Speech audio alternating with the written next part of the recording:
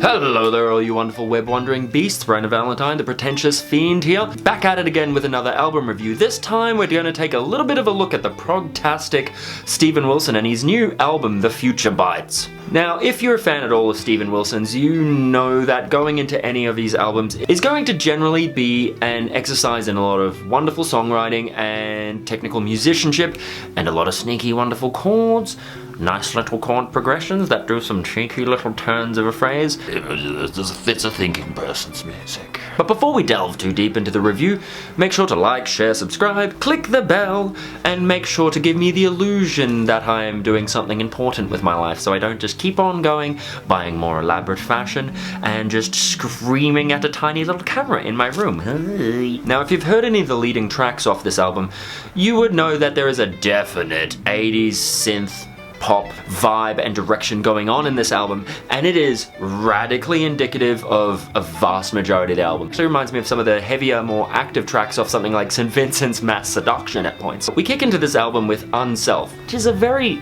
non-pleasant thing to say, Unself, which is very haunting, sparse, and reminds me of the start of Pink Floyd's On the Run, and if you know anything about Steven Wilson, you know there's going to be a lot of Pink Floyd references. Pretty hard to talk about Steven Wilson without talking about Pink Floyd. It is an influence that reverberates through damn near every facet of his music. But we have this subtle haunting synth tone that is interjected with thick, fat, gritty bass drops, which is an interesting tone and a bit of a departure to what I'm used to hearing from Wilson. But in reality, this track is just used as a tone setter because it's once we kick in with Self that we really get into the album as proper. We're really going to establish that synth pop tone with these delicious Moog style synth arpeggios that are just hitting the pulse and keeping the pace throughout the entire song. But for me personally with the track Self, it is the random chaotic noises that are interjected at no rhythmic interval whatsoever, because these take Wilson's traditionally quite clean and methodical and meticulous songwriting, and it adds a really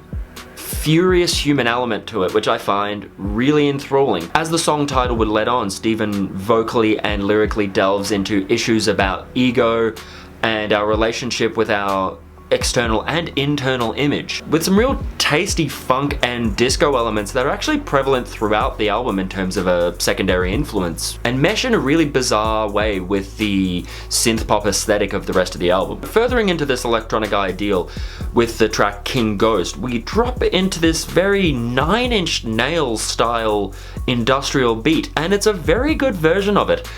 My only, I guess, criticism or note of it would be that Steven Wilson's traditionally very clean and pristine, calm vocals are not necessarily the match you would expect with bit-crushed industrial beats. And there's this really spacey and luscious production on this track that makes it a really enthralling listen, and it has a lot of room for you to fall into, though it can at points unfortunately.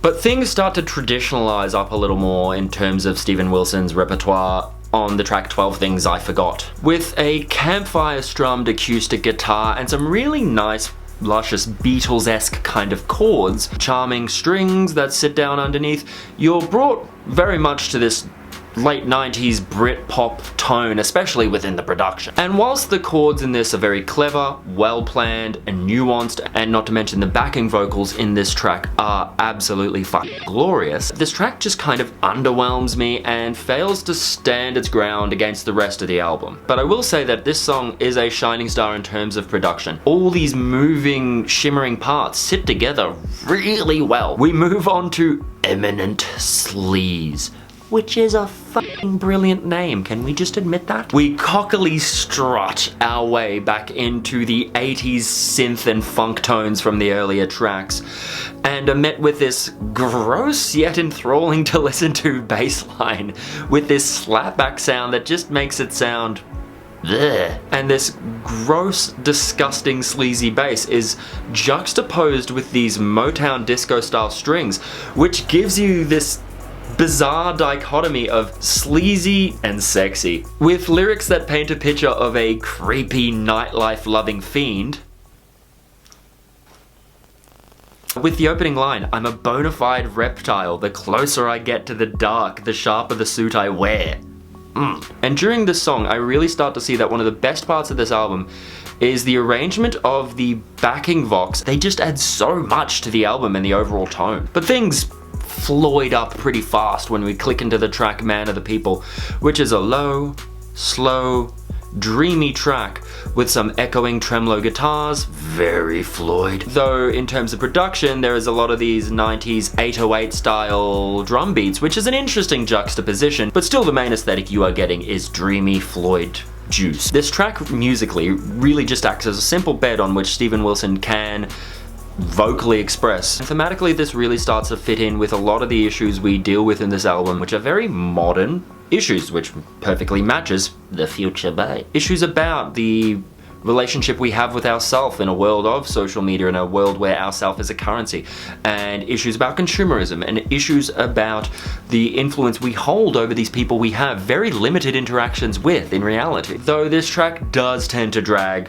quite a bit. Personal Shopper picks up the pace in a pretty significant way. I love the way this track starts with this eerie syncopated synth and these haunting little keys interjecting for a little bit of tension, all of which in my favorite key of D Phrygian dominant.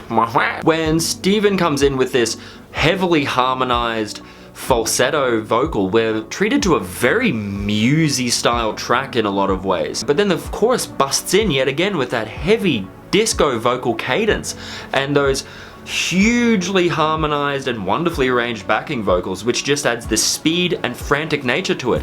But then we arrive at this bizarre post-chorus, which the vocals could honestly be out of a fucking Ghost song, which is a combination I didn't expect to hear, and I'm happy to have, to be honest. Lyrically going into the idea of this nightmare consumerist landscape in which we are replacing meaningful goals and meaningful experiences with the idea of purchasing and the idea of being marketed to upon our insecurities and being completely f***ing fine with that and in fact begging for more. As your local fiend who likes to host leftist meetings down the docks, I approve greatly of this message. But all that being said, during the bridge, in which a myriad of consumeristic acts are listed, I would have to admit I'm sitting there thinking to myself, sunglasses, teeth whitener, anti-aging cream, noise-cancelling headphones, self-love, self-esteem. Fuck. As I've said before, sometimes you really don't want to be the kind of basic bitch who says that the lead single off the album is absolutely one of the best tracks on it, but this track is fantastic. Then we drop into that real Brit pop mixed with early Radiohead kind of tone with the track Follower. And besides a really nice bridge that opens up into kind of an ELO style territory, this track, much like 12 Things I Forget, tends to really fall by the wayside on this album. And the reason I mention that so earnestly and what might seem quite harshly is because the subject matter of this track is dark and has a lot of dark implications and is a serious issue in terms of how we view influence in our modern world, how we view news that is delivered into the palm of our hands through social media and through third-party non-trusted media, and how easily we as a populace internalize that and turn it into sacred information immediately. And so whilst I love what the lyrics here are about, I just would have loved to hear them on a more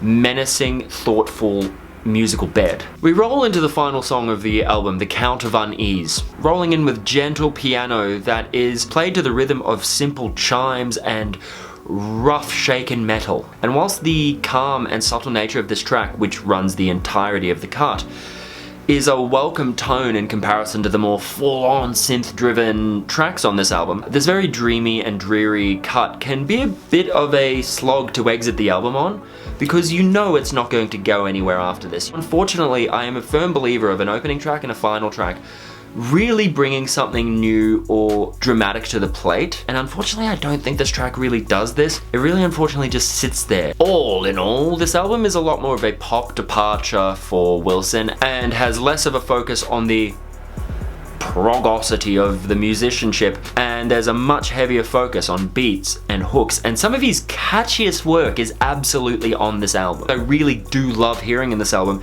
is the melting of brilliant musicianship meeting this raw, nasty 80s synth aesthetic. In terms of vocals, Steven Wilson's skill has really always been in these wonderful and deep arrangements of harmonies. But on this album, he's really chosen to explore his vocals a lot more, especially in terms of dynamics, effects, and emotive ability, and this really excites me for his further works. There are some tracks on this album I've really enjoyed, and unfortunately some tracks that really failed to state their place on the album, tracks like 12 Things I Forget and Follower. But besides that, there is a synth banger, and as anyone who's watched me for any amount of time will know, I am very partial to a synth banger, which, to be honest, very much sounds like a drink at a fantastic bar, a synth banger.